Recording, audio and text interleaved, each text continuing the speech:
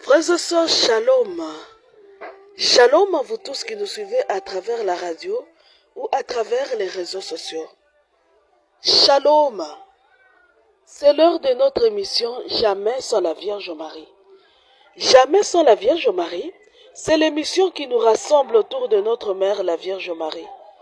Jamais sans la Vierge Marie, c'est l'émission qu'anime votre sœur lumière que je suis. Mes frères et sœurs, je nous demanderai de faire silence en nous et autour de nous, et nous allons commencer notre émission par la prière. Nous commençons notre émission au nom du Père, et du Fils et du Saint-Esprit. Amen. Je vous salue Marie, pleine de grâce, le Seigneur est avec vous. Vous êtes bénie entre toutes les femmes, et Jésus, le fruit de vos entrailles, est béni. Sainte Marie, Mère de Dieu, priez pour nous pauvres pécheurs, maintenant et à l'heure de notre mort. Amen. Gloire au Père, au Fils et au Saint-Esprit, au Dieu qui est, qui était et qui vient, pour les siècles des siècles. Amen. Shalom, mes frères et sœurs. Ave Maria. Mes frères et sœurs, ces derniers temps, on parle beaucoup d'une chose dans l'Église, c'est la synodalité. On croyait que 2024, c'est l'année qui clôture la synodalité. Mais non.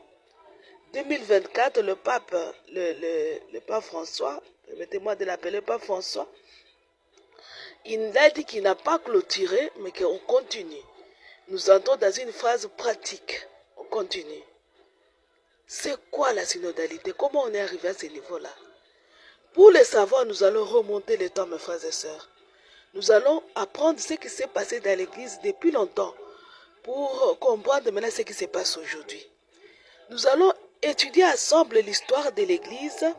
Nous allons le découvrir ensemble, puisque moi aussi je n'ai jamais étudié l'histoire de l'Église, mais nous allons le découvrir ensemble à travers l'histoire des conciles. Au temps des conciles, quand les conciles se tiennent dans l'Église, ce sont des moments de grandes décisions, les conciles.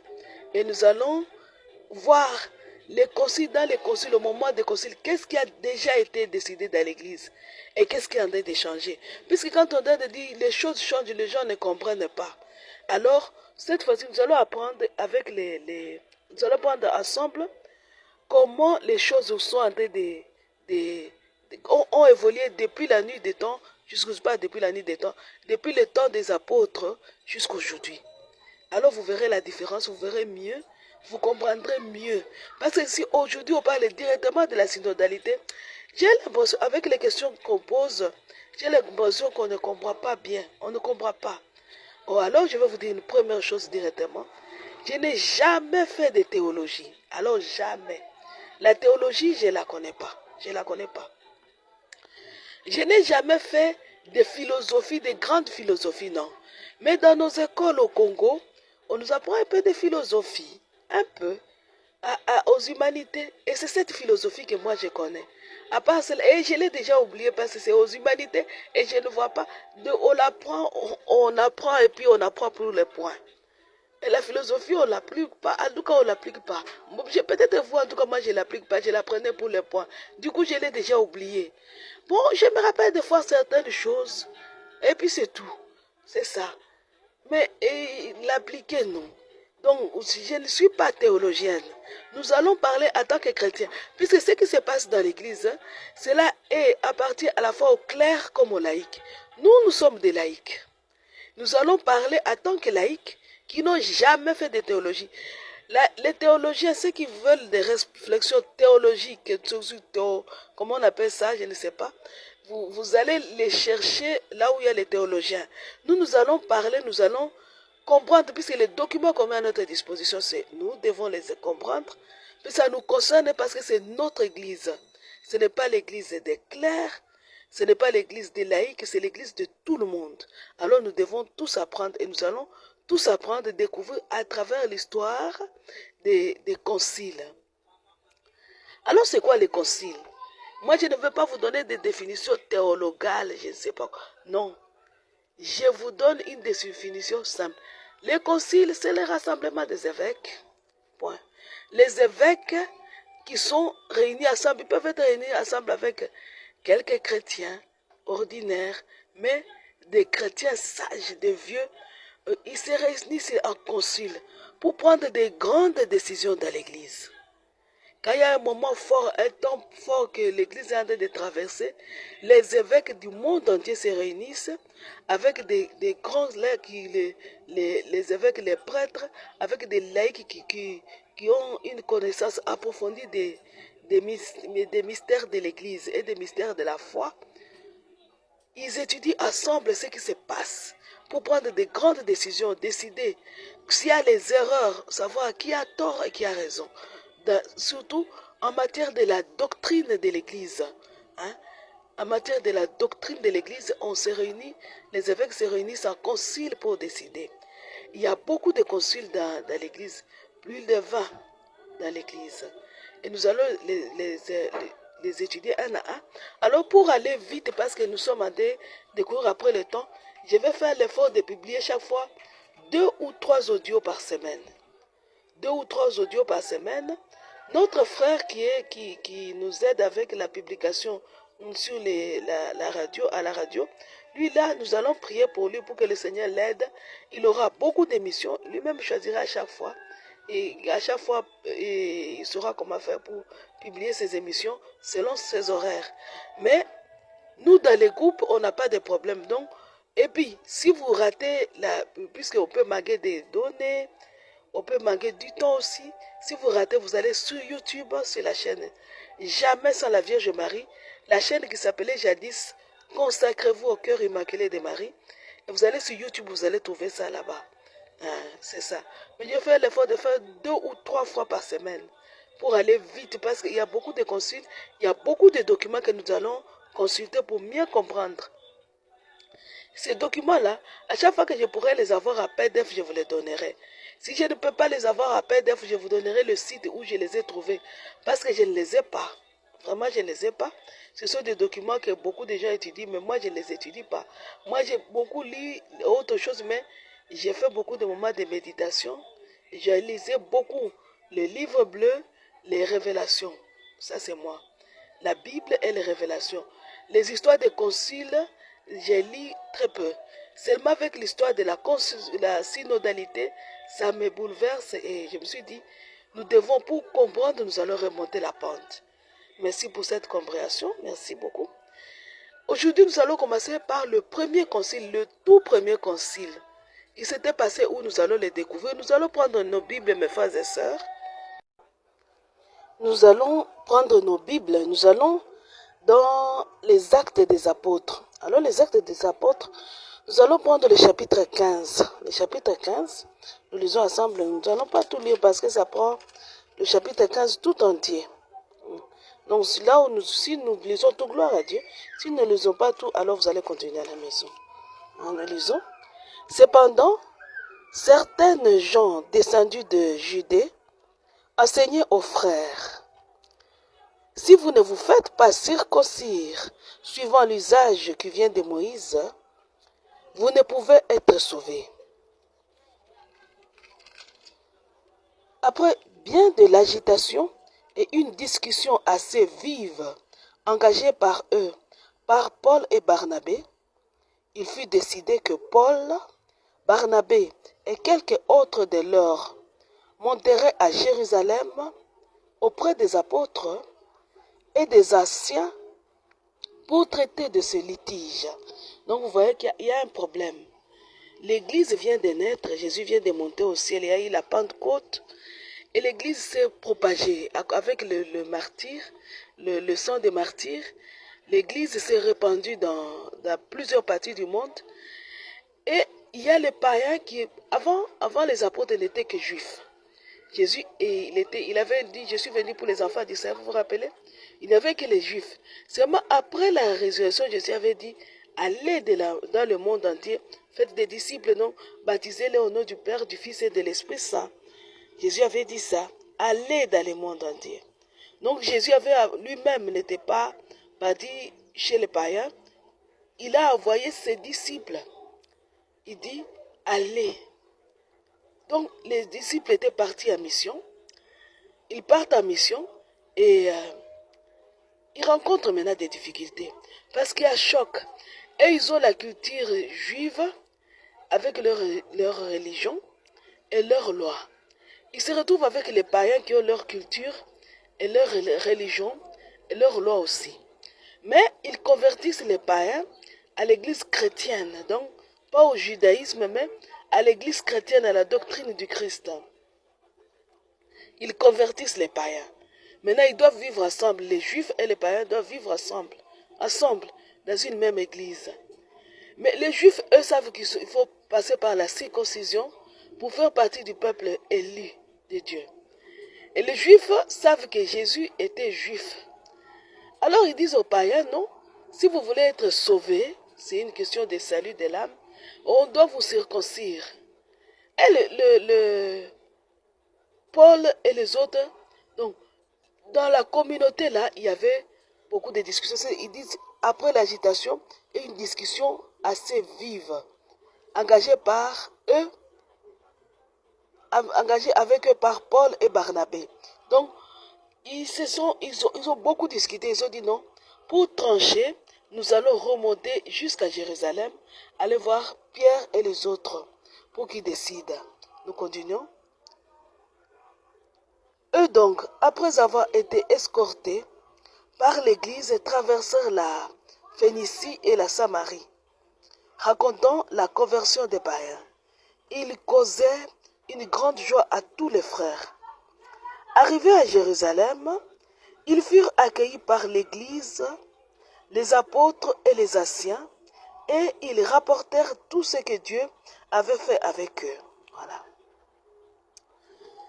Mais certains gens du parti des pharisiens, qui étaient devenus croyants, intervinrent pour déclarer qu'il fallait circoncire les païens et leur enjoindre d'observer la loi de Moïse.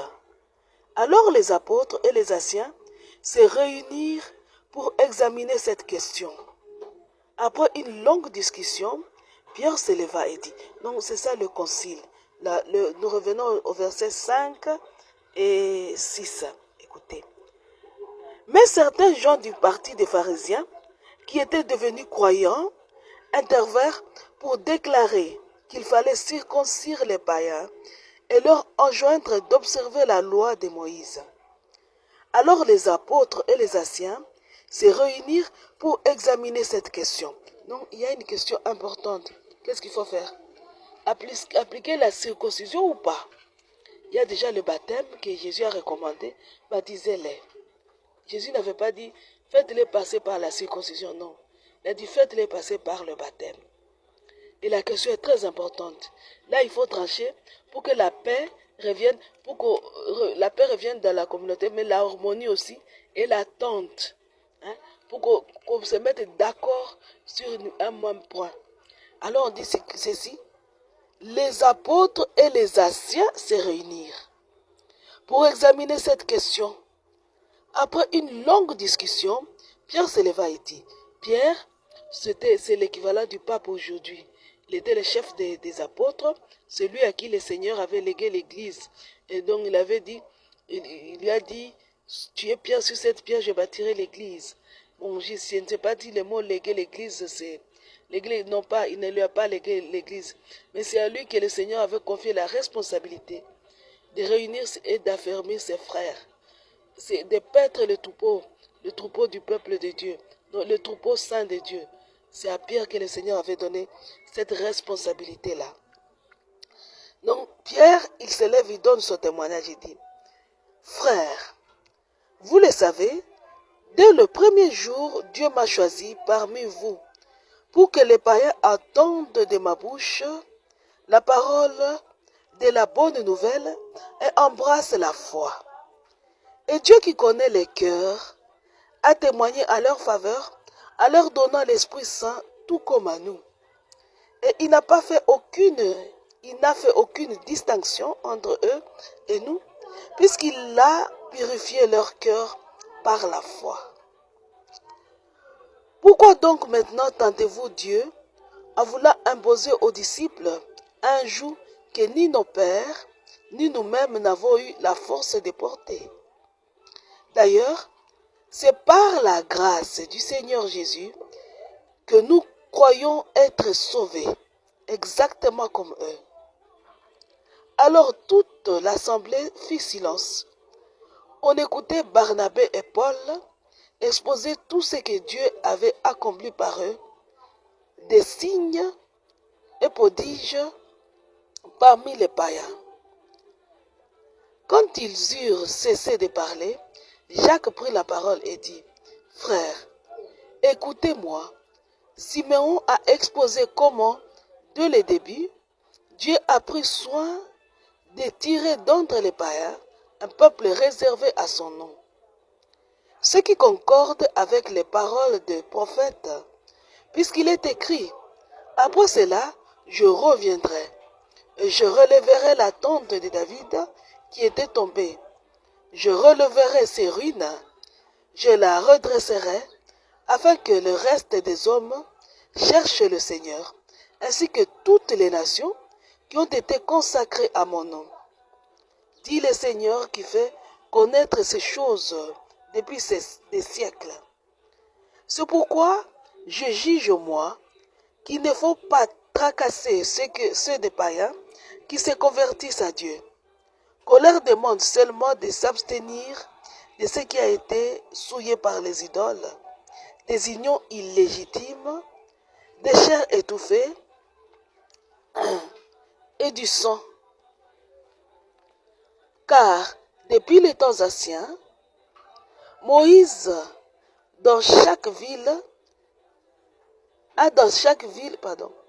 depuis les temps anciens, Moïse a dans chaque ville ses prédicateurs qui les lisent dans les synagogues tous les jours de sabbat. Voilà. La suite, c'est, après cette décision-là, on a envoyé des lettres pour parler de la décision des apôtres. C'était le tout premier concile. Le tout premier. Donc, il fallait décider s'il faut appliquer la circoncision ou pas. Les apôtres disent, les uns disent oui, mais les pharisiens disent oui, les autres disent non. Puisque parmi les peuples qui étaient devenus chrétiens, les peuples juifs, il y avait aussi des pharisiens. Il y avait aussi des sadducéens, il y avait tout le monde en fait, c'était un mélange. Mais les pharisiens, vous savez comment ils sont accrochés à la loi. Ils disent non, non, nous devons appliquer la loi. Et Pierre dit non, moi, vous avez vu dès le début comment moi j'ai parlé, c'était à la Pentecôte. Hein? Pierre se rappelle de ce qui s'était passé le jour de la Pentecôte. Il dit, mais c'est moi le jour de la Pentecôte, j'ai parlé et j'ai prêché et l'Esprit Saint est descendu sur le païen. Ces païens-là ne connaissaient pas la circoncision. Ils avaient leur chair, dans leur chair, il n'y avait pas de circoncision. Ces païens ont reçu l'Esprit Saint comme ça. Donc, je ne vois pas pourquoi nous devons leur imposer la circoncision. Pierre parle pas pour imposer sa décision, mais pour rappeler à ses frères ce qui s'est passé, quelque chose que Dieu lui-même a fait. Alors comment nous allons faire le contraire de ce que Dieu lui-même a fait? Il se réfère aux faits qui s'étaient passés, des faits exacts, qui sont des prodiges de Dieu lui-même. Pierre, au moment du concile, il ne se réfère pas à des histoires farfelues, non. Il prend des décisions par rapport à l'histoire même du salut de l'homme. Il dit, et il est soutenu par Jacques. Jacques qui dit, cela a été prédit depuis longtemps, que les nations qui seront consacrées, il y aura des nations qui seront consacrées, et ces nations feront partie du peuple de Dieu, parce que Dieu élèvera son peuple, il fera son peuple parmi les nations. Les nations viendront à Dieu. Jacques appuie Pierre. Et ils disent ensemble, oui, c'est vrai. Donc, parmi les nations, il y aura aussi un peuple de Dieu. Donc, on ne peut pas imposer ces choses-là aux nations. Les nations ont été sauvées par leur foi, par la foi, comme nous. Nous sommes sauvés, pas parce que nous avons observé la loi, mais parce que nous avons cru. Voilà. C'était le premier concile. Nous sommes sauvés pas parce que nous avons observé la loi qui nous demande de la circoncision, mais parce que nous avons cru en Jésus. Nous avons cru. Croire à Jésus. Croire. L'unique chose qui nous a sauvés, le pilier de notre foi, La force, donc ce qui nous sauve, c'est la foi. Pas à n'importe quoi et à n'importe qui, mais en Jésus. Croire en Jésus. La foi. Nous sommes sauvés par la foi. Par la foi. Voilà pourquoi même avant le baptême, on te demande, est-ce que tu crois? Est-ce que tu crois? Parce que c'est pas, tout commence par la foi. Si j'ai la foi, on peut me baptiser. Si je n'en ai pas, si je ne crois pas, on ne peut pas me baptiser. On ne peut pas forcer le baptême, jamais. Il faut que que tu crois d'abord. Et Paul dit non, c'est par la foi. Jacques dit oui, c'était prévu. Dieu l'avait dit d'avance. Et les apôtres prennent ensemble une décision. Après avoir prié, ils ont pris la décision. Ils ont dit non, nous n'allons pas imposer la circoncision, mais nous allons imposer telle ou telle autre chose. Vous voyez? Parmi les choses imposées, c'était la question des unions illégitimes. Donc le tout premier concile a imposé quoi aux païens? Nous allons revoir. C'est au verset 20, il dit, qu'on leur demande seulement de s'abstenir de ce qui a été souillé par les idoles. Ce qui a été souillé par les idoles. Des unions illégitimes, des chairs étouffées et du sang. Voilà. Et vous allez encore au verset 29, vous dit, vous abstenir, nous allons commencer au verset 28. L'Esprit Saint et nous-mêmes avons décidé de ne pas vous imposer d'autres charges que celles-ci, qui sont indispensables. Vous abstenir des viandes immolées aux idoles, du sang, des chairs étouffées et des unions illégitimes. Vous ferez bien de vous en garder à Dieu. Voilà ce qui est demandé aux païens. Ce concile-là, il est biblique, il est dans la Bible.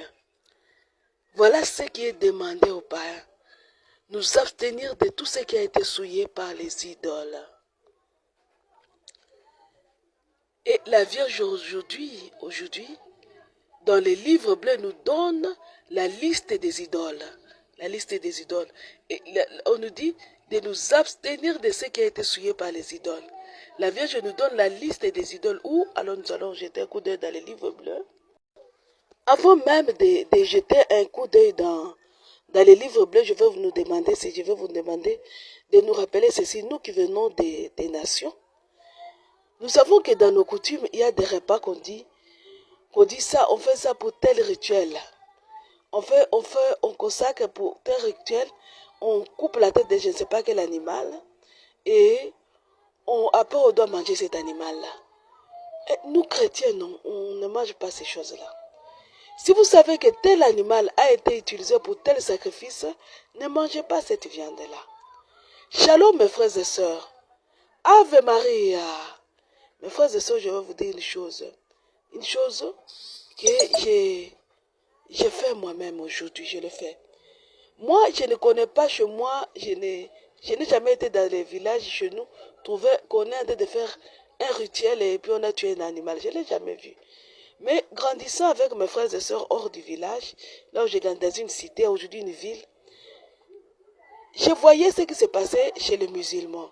Vous savez, les musulmans, eux, nous, on ne confesse pas la même foi. Je vous partage mon expérience. Je ne juge personne. Je ne juge pas. Je vous donne mon expérience. Vous comprenez? Les musulmans et nous, on ne partage pas la même foi. Nous croyons la même foi. Nous croyons à un Dieu, un et trine. Dieu Père, Fils et Esprit Saint. Les musulmans croient à un Dieu, un, point. Il n'y a pas la Trinité chez eux. Donc, à ce point-là, nous ne partageons pas la même foi avec les musulmans. Et du coup, il y a un jour, je me suis retrouvée face à une viande de mouton qui était venue de chez les musulmans. On m'a dit que c'est le tabaski. J'espère que j'ai bien prononcé le mot. Je ne veux pas blesser qui que ce soit. On m'a dit que c'est le tabaski. Bon, alors mes frères étaient contents de m'importer cette viande. Il y en avait beaucoup. oh non, on nous a amené, on nous a donné la viande, elle est crue, nous devons la préparer nous-mêmes chez notre voisin musulman. Je ne mange pas parce que je ne comprends pas le tabaski. Je ne comprends pas. Ce que je ne comprends pas, je préfère ne pas manger. Vous comprenez? Je vous propose ça pour que vous fassiez comme moi. Quand tu ne comprends pas pourquoi on a immolé une viande, ne mange pas. Parce que tu risques de participer à un rituel que tu ne comprends pas. Moi, je ne comprends pas les tabaski. Je ne comprends pas. Et on immole pourquoi? Et on donne à quoi? Je ne mange pas. Ces choses-là, je ne mange pas. Parce que nous ne partageons pas la même foi. Et du tout, coup, c'est le jour des tabaski. On donne à mes frères parce que vous êtes mes voisins. Non, nous ne mangeons pas n'importe quel aliment comme ça, non. Il faut faire très attention. Je ne dis pas que c'est mauvais. Mais tant que je ne comprends pas, je ne mange pas. Pour éviter d'être dans l'erreur. Entre voisins, on peut se partager n'importe quel. Vous me donnez du riz un jour, on mange. Mais quand ça devient du riz parce qu'il y a tabaski, je ne prends pas. Je ne prends pas parce que je ne connais pas. Je ne connais pas ça. Je ne prends pas. Hein? Je prendrai quand il n'y aura pas tabaski. Je prendrai. Vous comprenez? Ça, c'est moi. C'est mon expérience. Je le partage avec vous. Pas parce que je déteste les musulmans, mais c'est ce que moi j'ai connu. Bon, c'est quelqu'un qui a connu l'expérience au niveau des animaux, il peut nous partager. Moi, je ne connais pas. Je ne connais pas, je n'ai jamais vu dans mon village, on tue une poule, on dit c'est pour je ne sais pas quelle cérémonie. Je n'ai jamais vu ça. Mais j'ai partagé l'expérience avec les musulmans. J'avais des voisins musulmans. Comme on ne partage pas la foi ensemble, on pouvait se donner, se partager les choses. Mais dès qu'il y avait cérémonie pour je ne sais pas quelle cérémonie, je ne mangeais rien qui venait de chez eux. Rien. Je prenais rien. Vraiment rien. Parce que au moins je suis sûr que je n'ai rien touché à ce qui n'est pas bon. Je n'ai rien touché. Ah, voilà, c'est comme ça. Ah bon, maintenant jetons un coup d'œil dans le livre bleu. À mes frères et sœurs, nous allons prendre le message de la bête semblable à la panthère. Et nous allons lire aujourd'hui. La bête semblable à la panthère. Bon, dans mon livre, c'est à la page 804. La bête semblable à la panthère. Nous n'allons pas tout lire. Nous allons jusqu'au... Bon, mon livre a des paragraphes, et les paragraphes qui sont vraiment marqués. Et là, je suis au paragraphe T. Hein? Paragraphe T. Nous lisons ensemble. Aux 7 vertus théologales et cardinales, qui sont les fruits d'une vie vécue dans la grâce de Dieu, la franc-maçonnerie oppose la diffusion des 7 péchés capitaux, qui sont les fruits d'une vie vécue habituellement en état de péché. À la fois, elle oppose l'orgueil à l'espérance, la luxure, à la charité, l'avarice, à la prudence, la colère, à la force, la paresse, à la justice, l'envie, à la tempérance, la gourmandise. Écoutez, celui qui devient victime de 7 péchés capitaux est amené graduellement à enlever le culte dû au seul Dieu pour le donner à de fausses divinités qui sont des personnifications de tous ces vices. Et c'est en cela que consiste le blasphème le plus grand et horrible. Voilà pourquoi, sur chaque tête de la bête est écrit un titre blasphématoire. Chaque loge maçonnique a la tâche de faire adorer une divinité différente. La première tête porte les titres blasphématoires de l'orgueil, qui s'oppose à la vertu de la foi et conduit à donner le culte au Dieu de la raison humaine et de l'orgueil, de la technique et du progrès. La deuxième tête porte le titre blasphématoire de la luxure qui s'oppose à la vertu de l'espérance et conduit à donner le culte au Dieu de la sexualité et de l'impureté. La troisième tête porte le titre blasphématoire de la avarice qui s'oppose à la vertu de la charité et répand partout le culte du Dieu de l'argent. La quatrième tête porte le titre blasphématoire de la colère qui s'oppose à la vertu de la prudence et conduit à donner le culte au Dieu de la discorde et de la division. La cinquième tête porte le titre blasphématoire de la paresse qui s'oppose à la vertu de la force et répand le culte à l'idole de la peur, de l'opinion publique et de l'exploitation. La sixième tête porte le titre blasphématoire de l'envie, qui s'oppose à la vertu de la justice et conduit à donner le culte à l'idole de la violence et de la guerre. La septième tête porte le titre blasphématoire de la gourmandise, qui s'oppose à la vertu de la tempérance et conduit à donner le culte à l'idole si exaltée de l'hédonisme, du matérialisme et du plaisir. La tâche des loges maçonniques est d'agir aujourd'hui avec une grande astuce pour amener partout l'humanité à mépriser la sainte loi de Dieu, à agir en opposition ouverte aux 10 commandements, à supprimer le culte dû au seul Dieu pour le donner à ces fausses idoles qui sont exaltées et adorées par un nombre de plus en plus grand, de plus en plus d'hommes. La raison, la chair, l'argent, la discorde, la domination, la violence, le plaisir, les âmes sont ainsi précipités dans les ténébreux esclaves du mal, du vice et du péché, et au moment de la mort et du jugement des dieux, dans le temps de feu éternel qu'est l'enfer. Shalom mes frères et sœurs. Ave Maria. Nous venons de lire ensemble les idoles de notre temps. Ces idoles qui sont exaltées par la franc-maçonnerie. C'est la Vierge qui les dit, c'est pas ma parole. C'est la franc-maçonnerie qui est devenue comme les païens de jadis. Jadis, au temps des Juifs, il y avait les Juifs et les nations. On parlait des Juifs et des païens au temps des Juifs. Et les Juifs adoraient Dieu, le vrai. Les païens adoraient leurs idoles. Et Dieu dit, et les apôtres disent, quand vous venez du monde des païens, vous êtes habitués au monde des idoles. Ne mangez plus la nourriture qui a été sacrifiée aux idoles. Donc les païens avaient leurs idoles, tranquilles, ils étaient tranquilles, avant de connaître la foi. Ils avaient leurs idoles. Cette image, c'est l'image d'aujourd'hui. Nous avons les chrétiens, l'église catholique et les francs-maçons. Les francs-maçons ont leurs idoles, qui ne sont pas Jésus. Parce que Jésus n'est pas une idole. Jésus, c'est Dieu. Ils viennent nous apprendre leur doctrine. Ils viennent nous apprendre leur doctrine et leurs idoles. Il est écrit dans la Bible que le triomphe de l'énorme dragon rouge ne venait pas de ses efforts seuls, non. Il avait triomphé grâce aux efforts de la bête semblable à la panthère. Elle-même avait triomphé grâce à la bête semblable à l'agneau. N'est-ce pas? C'est grâce à la bête semblable à l'agneau que la triade satanique formée par l'énorme dragon rouge, la bête semblable à la panthère, la bête semblable à l'agneau avait triomphé. C'est grâce à eux, grâce à la bête semblable à l'agneau. La Vierge dit, la bête semblable à l'agneau, c'est l'ensemble des cardinaux et des évêques qui ont intégré la franc-maçonnerie.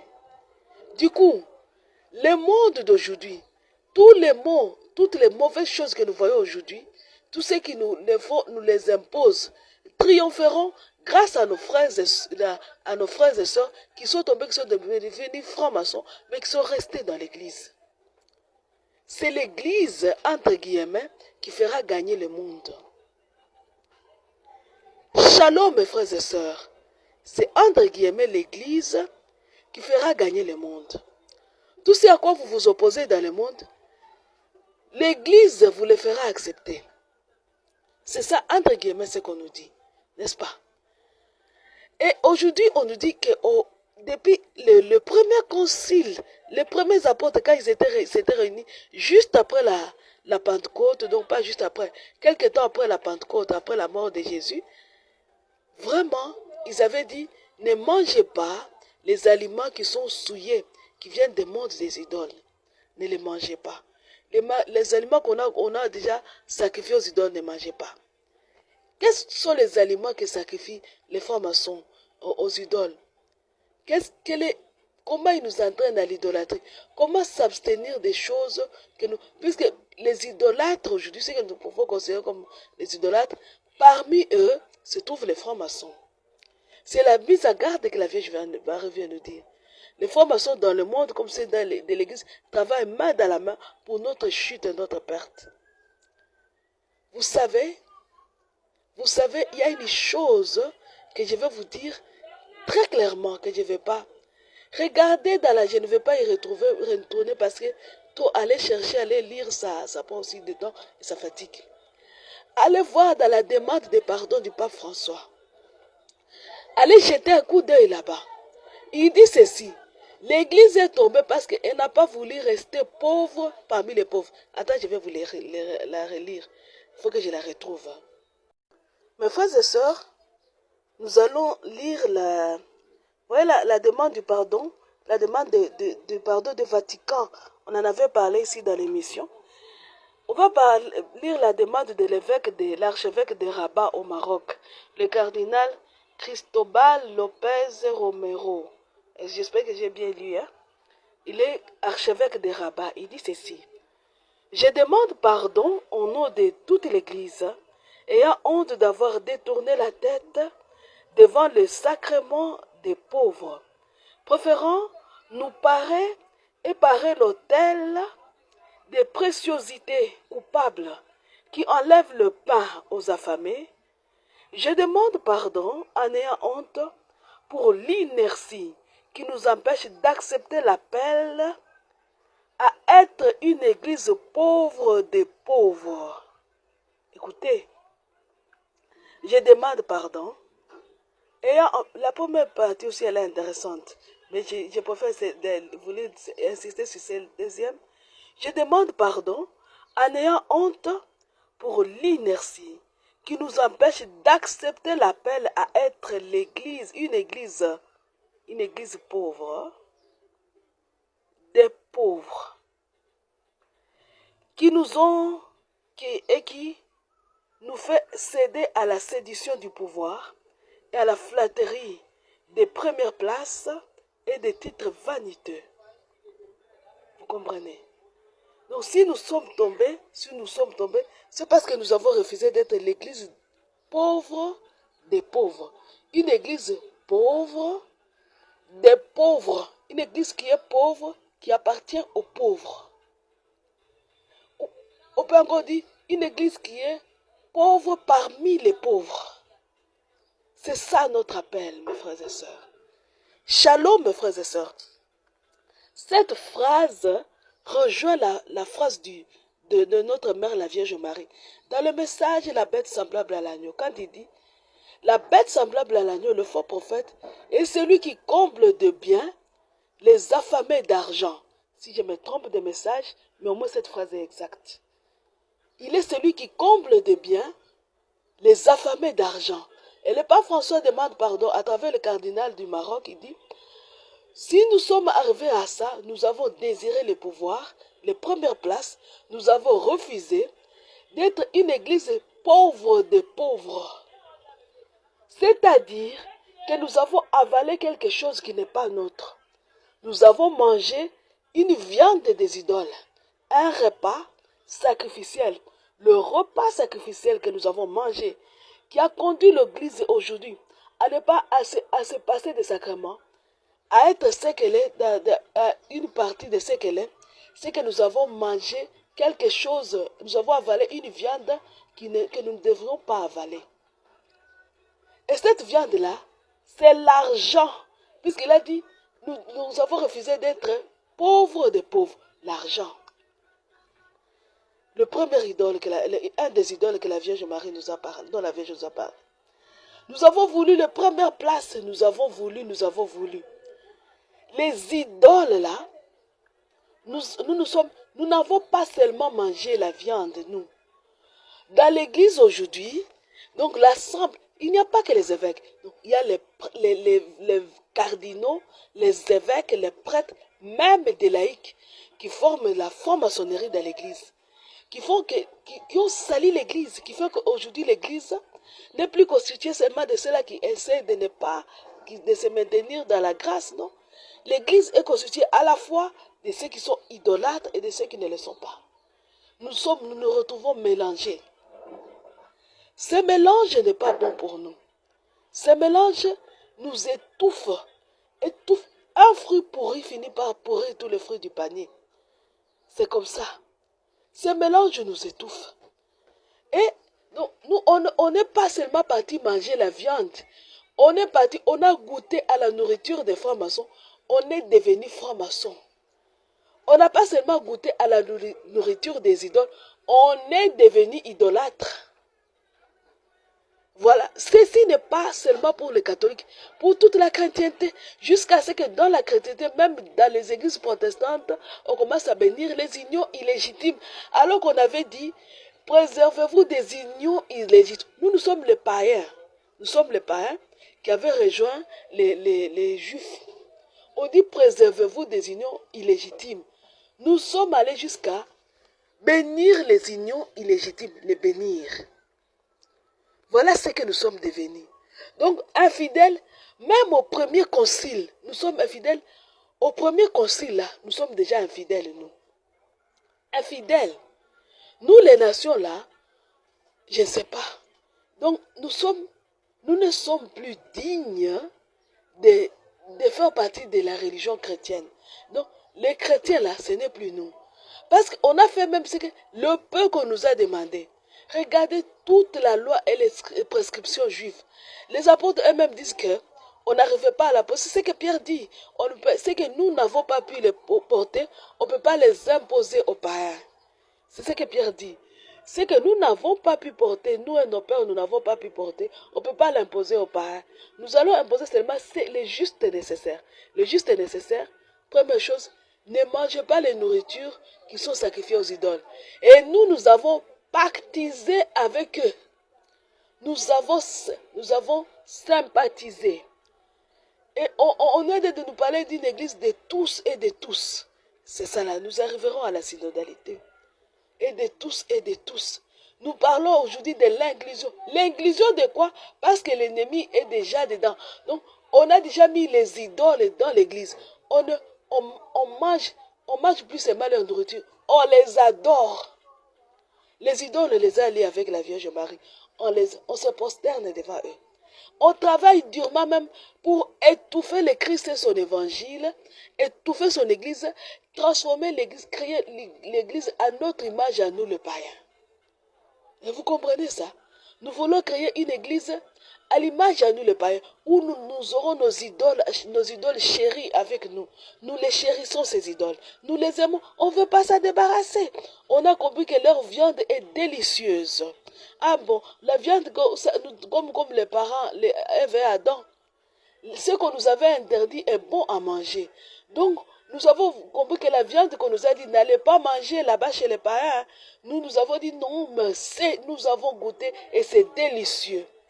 On ne veut pas s'en débarrasser. On veut conserver cette viande avec nous. Nous voulons conserver ces délices que nous avons découvertes. Les délices et les idoles dont nous a parlé la Vierge Marie. Nous devons les conserver dans l'église parce que nous voulons que c'est précieux. C'est vraiment précieux ça. On ne veut pas s'en débarrasser. Donc, nous avons péché contre cette recommandation qui vient du premier concile. Les unions illégitimes, nous disons, il faut accepter, il faut même bénir dans la chrétienté. Les chrétiens d'aujourd'hui bénissent les unions illégitimes. Est-ce qu'ils sont encore chrétiens? Ils les bénissent, il faut même bénir. Non, nous devons comprendre.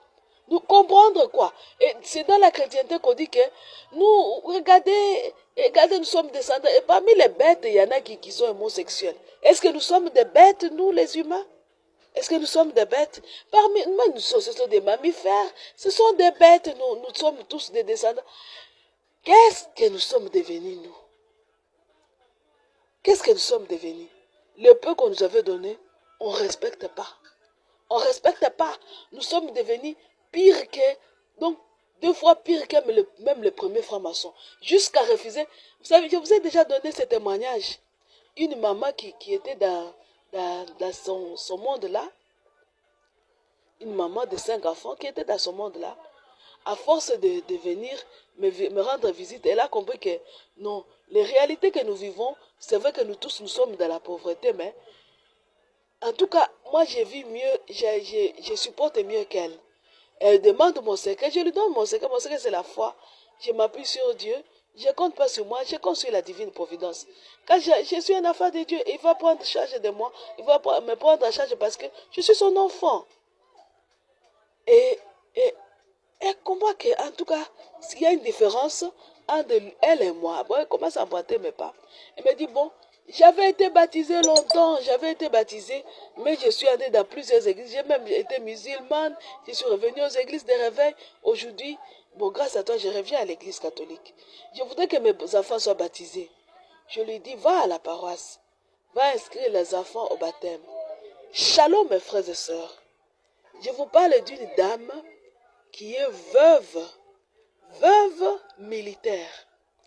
Donc son mari était militaire, il est mort à la guerre au front, ici au Congo. Il est mort. Et la dame se retrouve veuve avec le salaire d'un militaire décédé. Un petit salaire qui tourne autour de 200 000 francs. Un salaire. Avec 5 enfants. Elle habite une maisonnette bizarre dans un camp militaire quelque part. Et maintenant, vous exigez, j'envoie cette dame, je dis, bon, va t'inscrire à la paroisse, une paroisse militaire, donc de l'aumônerie militaire de leur camp, va t'inscrire dans l'aumônerie militaire de votre camp, demande qu'on baptise des enfants, 5 enfants. L'aumônier qui est aussi militaire, parce que dans l'aumônerie militaire se trouve un aumônier militaire. L'aumônier militaire demande à la veuve militaire de lui amener une chaise par enfant, la valeur d'une chaise par enfant, une chaise en plastique. Les chaises en plastique, ce sont les chaises de plastica. Les chaises en plastique coûtent au moins 10 dollars. La mauvaise chaise qui se casse à tout moment, elle coûte 10 dollars. Maintenant, vous demandez à une veuve, 10 dollars au taux d'aujourd'hui, c'est 28 000 francs. 28 000 francs, elle a 5 enfants. Fois 28, ça lui fait 140 000 francs. Vous demandez à une veuve qui veut faire baptiser ses enfants de venir vous déposer d'abord sur la table avant qu'on inscrive son enfant, qu'elle vous dépose sur votre table 140 000 francs. Sur un salaire de 240 000 francs, vous voulez sa vie ou sa mort? Vous voulez sauver les enfants de cette femme ou les perdre? La femme est revenue et dit, voilà ce qu'on m'a demandé dans l'église catholique. Je lui ai dit, c'est le prêtre qui vous a demandé ça. Elle dit oui. Je reviens parce que je ne peux pas faire baptiser mes enfants. À cause de l'argent. On lui demande 140 000 francs. Ce n'est pas tout. On lui demande de payer encore de je ne sais pas quoi. Si c'est combien de 1000 francs pour qu'on inscrive son nom maintenant sur la liste. C'est combien de 1000 francs pour je ne sais pas quoi. Combien. Du coup, il se retrouve avec... Il dépasse, la pauvre dame dépasse son salaire pour aller faire baptiser ses enfants. Dites-moi, à cette allure-là, nous allons où? Nous allons où? Nous vendons les sacrements. Nous les vendons. Est-ce que nous, on nous a dit, pour être baptisés, nous allons imposer aux païens de commencer à donner quelque chose dans la caisse? Dans le premier concile là, on nous a dit de nous abstenir de viande, de je ne sais pas quoi là. Est-ce qu'on avait dit, nous devons commencer à donner quelque chose à la caisse pour vivre? Si vous avez des lois pour demander les choses, pour demander l'argent pour faire baptiser les enfants, demandez un minimum, une offrande. C'est compréhensible, puisque même Jésus, pour l'amener au temple de Jérusalem, on avait amené une offrande. Il y avait les offrandes des riches et les pauvres. Jésus, on lui a amené avec des tourterelles, des colombes. Vous demandez une vache à un pauvre. Vous voulez sa mort? Vous voulez que ce pauvre insulte Dieu? Qu'est-ce que vous voulez?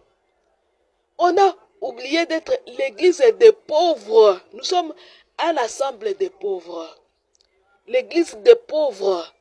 Notre place n'est pas parmi les riches. Les chrétiens n'ont pas sa place. Est-ce que Jésus était parmi les riches là-bas en train de baptiser, en train de dire, qu'est-ce que vous faites? Vous m'avez donné combien de tuniques déjà? Bon, je crois que mes sandales sont détruites. Il n'avait même pas opposé sa tête. Il n'en avait pas. Qu'est-ce que nous sommes devenus? Qu'est-ce que nous sommes devenus? Pasteurs du troupeau, âme consacrée. Dans l'acte de consécration des prêtres, on dit ceci, nous te promettons de ramener les fidèles confiés à nos soins à une dévotion renouvelée envers toi. Une dévotion. Nous allons renouveler la dévotion comment? Puisque nous exigeons n'importe quoi à n'importe qui. Pour notre confort. Et puis, nous disons aussi, nous mènerons une vie religieuse et austère. Où est notre vie religieuse à ce moment-là? Où est l'austérité? Notre vie est austère à quel point? Allons voir ce qui se passe dans les couvents, allons voir ce qui se passe dans le monde. Vous verrez, entre les consacrés et les laïcs simples qui vivent dans le monde, qui mènent une vie austère. Le laïc dans le monde mène une vie austère qui lui est imposée par la société. Il est devenu pauvre parce qu'il ne peut pas s'en sortir. Et nous au couvent, nous sommes devenus riches. Nous les âmes consacrées. Riches, soutirant l'argent, même des pauvres que nous devrions aider. C'est compliqué, mes frères et sœurs. On ne peut pas arriver à ce point. Même le premier, vous voyez quand nous sommes en train de parler de la synodalité, même le premier concile, nous l'avons déjà offensé depuis longtemps, depuis très longtemps. Et nous sommes en train de nous affoncer. Nous nous affonçons, nous refusons. Voilà pourquoi, l'autre fois, quand je priais, une fois que j'ai prié, et que j'ai demandé le Seigneur de nous aider, à savoir, qu'est-ce qu'il faut faire? Le Seigneur a dit remonter la pente. Donc nous sommes descendus trop bas.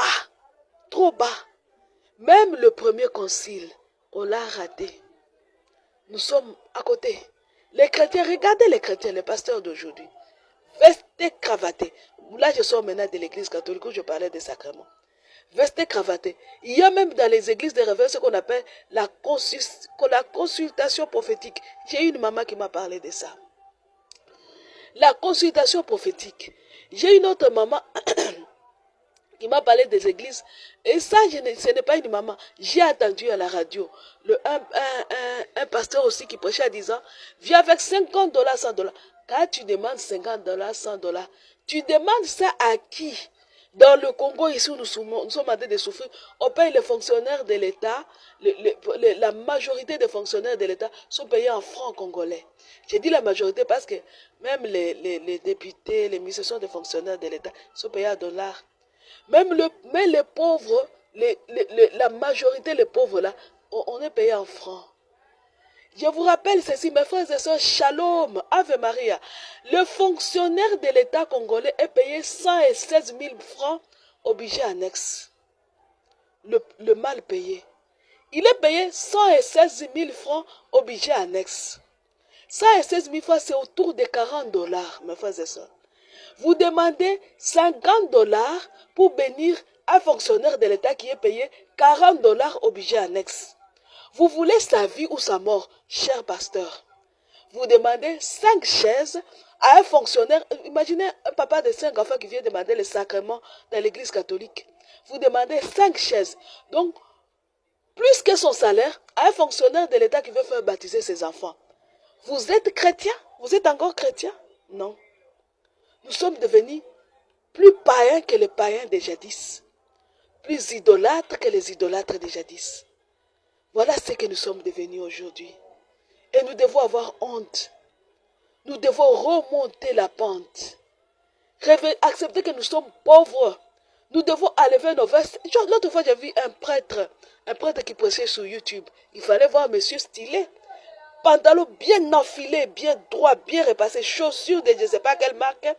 Veste bien vestée. Tout ce qu'on voyait sur lui, c'est la petite chemise là à col romain. Mais monsieur chic, pimpant. Quel pauvre va approcher celui-là? Le fait seulement de te voir très bien vêtu, il va s'approcher, il va faire comment? Il va se dire, mais celui-ci ne va même pas l'écouter. Et toi-même, prêtre déjà habillé comme ça, tu seras rempli de toi-même, plein d'orgueil. Quand un pauvre va t'approcher, tu les regarderas avec des mains, des yeux, des lunettes, et tu vas les toucher avec des mains qui portent des gants pour qu'ils ne te salissent pas. En tout cas, il ne doit pas salir ta veste. Où sont partis vos tuniques? Vos soutanes sont partis où? Vous aviez des soutanes? Les soutanes sont partis où? Nos habits religieux sont partis où? S'il vous plaît, dites-moi. Ils sont partis où? Nous devons arriver à revenir à la vraie doctrine, à l'évangile. Nous devons revenir aux premières décisions, les premières qui se prenaient dans l'église, quand l'église était encore église. Là, on ne sait pas ce qu'on a fait. Si aujourd'hui, Pierre et Jacques, ceux qui avaient participé au premier concile, s'étaient levés pour dire, dites-nous, vous êtes encore des païens qui ont rejoint le christianisme, ou vous êtes encore des païens qui veulent nous attirer vers votre paganisme? Qu'est-ce que nous dirons? Qu'est-ce que nous dirons, mes frères et sœurs? Non, vous voyez là où nous en sommes. Quand on dit prions, c'est à cause de ces choses-là. C'est ça qu'on devait nous prêcher. Mais ceux qui doivent nous prêcher ne le font pas. Alors nous quittons l'église pour aller courir partout et nous empoisonner encore la vie, croire que là-bas, il n'y en a pas. Il n'y en a pas, mes frères et sœurs. Les salis seulement dans l'église, dans le cœur de Marie. Voilà pourquoi je vous demande, consacrez-vous au cœur immaculé de Marie et vivez votre consécration. C'est l'appel que la Vierge Marie nous a donné. Consacrez-vous. Une première chose. Une deuxième chose, je vous demande, demandons la purification. Demandons-la. Que le Seigneur vienne nous séparer. Parce qu'on ne peut pas, on ne peut plus cohabiter. On ne peut pas continuer ainsi. Que le Seigneur vienne nous séparer, puisque les apôtres, ceux qui doivent faire les conciles, sont incapables de trancher. Que le Seigneur vienne nous séparer, qu'il vienne trancher. Demandons la purification. Demandons. Dans nos prières, demandons la purification. N'arrêtons pas. Demandons la purification. Notre salut est dans cette purification-là. Je vois que c'est l'heure, mes frères et sœurs. Vous voyez, si le Seigneur dit, je vais vous punir par un châtiment de feu, le Seigneur dit, je n'épargnerai personne. Il y a la troisième guerre mondiale. Le riche va se protéger. Il va se protéger parce qu'il a l'argent. Et toi, pauvre, tu vas te protéger comment de la troisième guerre mondiale? Ils construisent des bunkers, comme ça ils appellent. Des grandes maisons pour se protéger. Toi, ta maison est en tôle, en paille. Même si c'est un matériau durable, c'est quel matériau durable? Des briques et des blocs ciment. Même si c'est du béton, tu vas résister aux bombes qui vont venir, tu ne sauras pas. La guerre mondiale, c'est pour te tuer, toi, qui y crois, qui a la foi, mais qui, physiquement, tu ne peux pas te protéger. Tu as la foi, tu vas mourir avec ta foi. Implorons Dieu, dit à Dieu, moi j'ai la foi, je porte ta marque, épargne-moi la troisième guerre mondiale. Par la purification, épargne-moi aussi les châtiments. Purifie-nous. Purifie-nous. Mes frères et sœurs, nous allons clôturer parce que c'est l'heure. Et nous clôturons en disant, je vous salue Marie. Pleine de grâce, le Seigneur est avec vous. Vous êtes bénie entre toutes les femmes. Et Jésus, le fruit de vos entrailles, est béni. Sainte Marie, Mère de Dieu, priez pour nous pauvres pécheurs, maintenant et à l'heure de notre mort. Amen. Au nom du Père, et du Fils, et du Saint-Esprit. Amen. À la prochaine, mes frères et sœurs.